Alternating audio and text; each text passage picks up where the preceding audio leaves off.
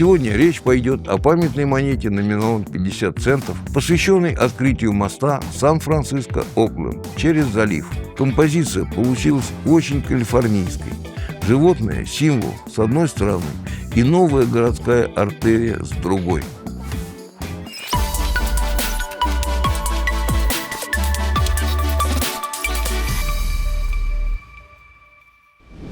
Дорогие друзья, вновь приветствуем вас на канале «Заметки нумизмата». Мы продолжаем рассказ о ранних юбилейных полудолларах США. Сегодня речь пойдет о памятной монете номиналом 50 центов, посвященной открытию моста Сан-Франциско-Окленд через залив. В американской нумизматике этот выпуск обычно называют полудолларом Байбридж или полудолларом Сан-Франциско-Окленд Байбридж. Монета была выпущена в 1936 году и занимает в серии ранних памятных полудолларов США очень узнаваемое место. В отличие от монет о колониальных датах, президентах или старых сражениях, этот халф рассказывает о современной инженерии. Перед нами не память о далеком прошлом, а серебряный сувенир эпохи больших мостов, автомобилей и городского роста. Байбридж открылся в ноябре 1936 года и связал Сан-Франциско с Оклендом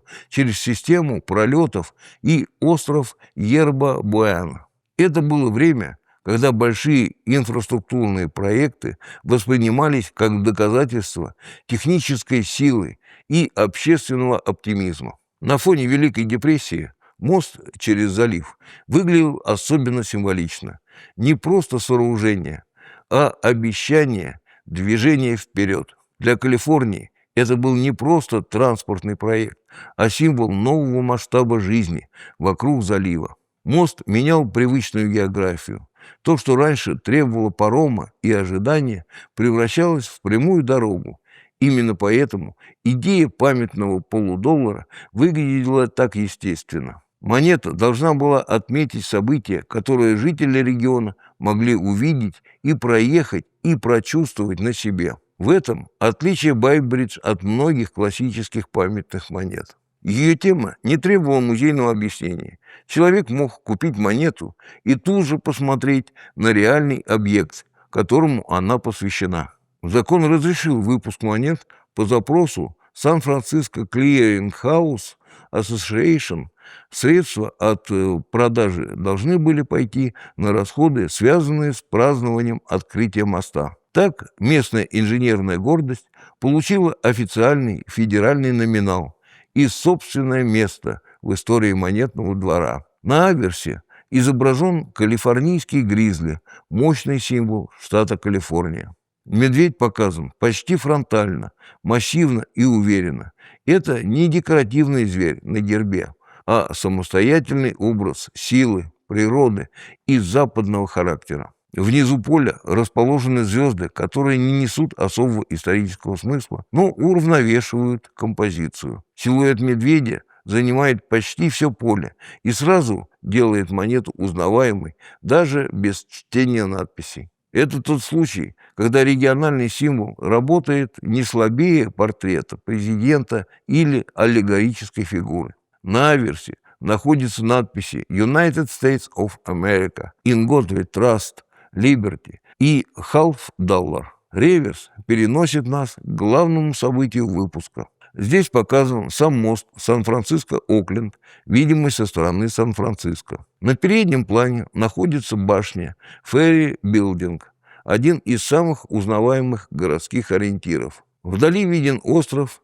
Йерба-Буэна и холмы Восточного залива. В воде изображены суда, благодаря которым становится понятен старый мир залива, мир паромов и морского движения. Так реверс показывает не только мост, но и момент перехода от старой транспортной привычки к новой. Ферри-билдинг на переднем плане здесь особенно важен. Он напоминает о старом Сан-Франциско, где паромы были частью ежедневной жизни, а новый мост уже менял саму логику города. Если аверс говорит языком символа штата, то реверс говорит языком города, воды и инженерной линии. Автором оформления стал Жак Шнир, скульптор, связанный с калифорнийской художественной средой. В некоторых источниках его имя передают с ошибкой, но в нумизматической литературе обычно используется форма «Жакуэс Шнир».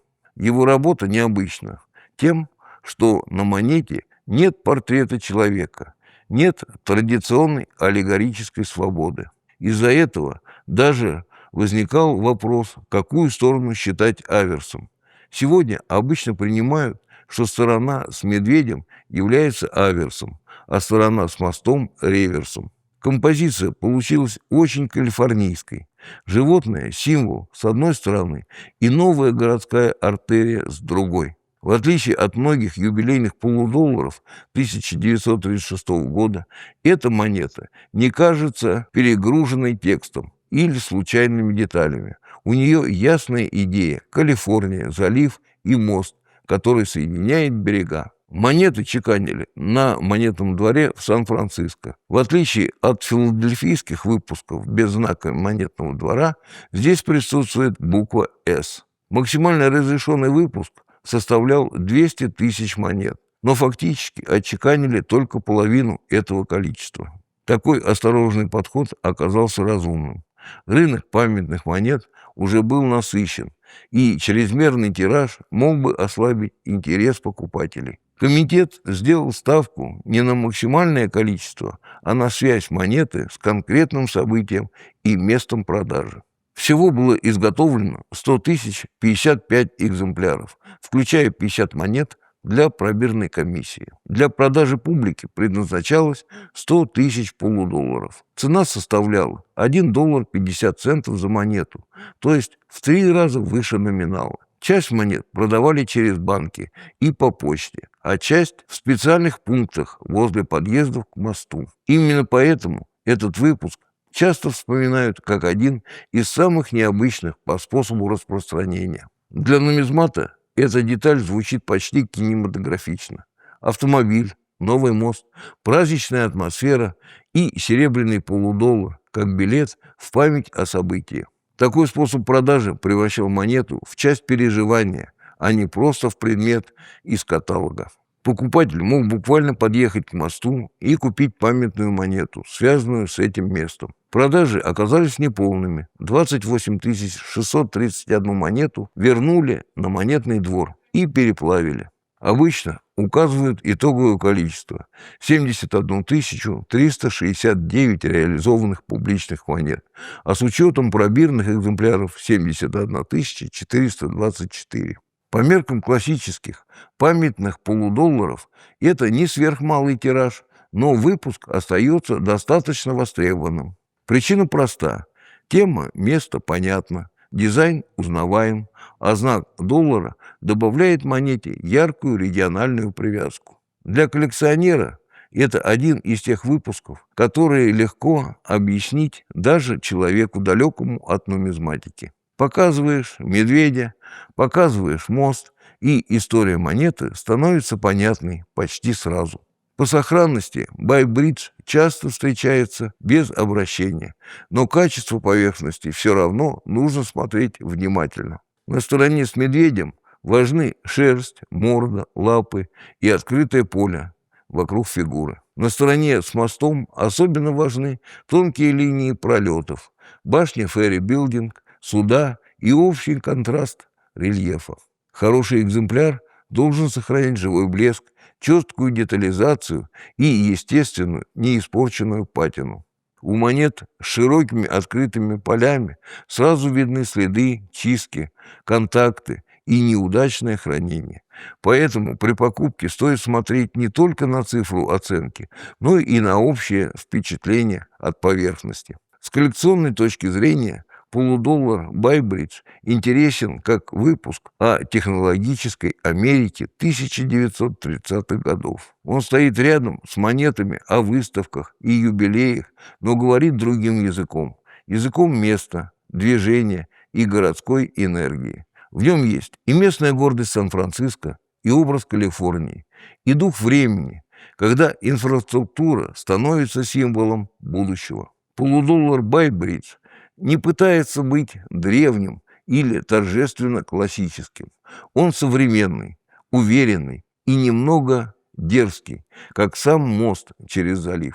Для внимательного нумизмата это напоминание. Памятная монета может фиксировать не только прошлое, но и момент, когда будущее только что открылось для движения.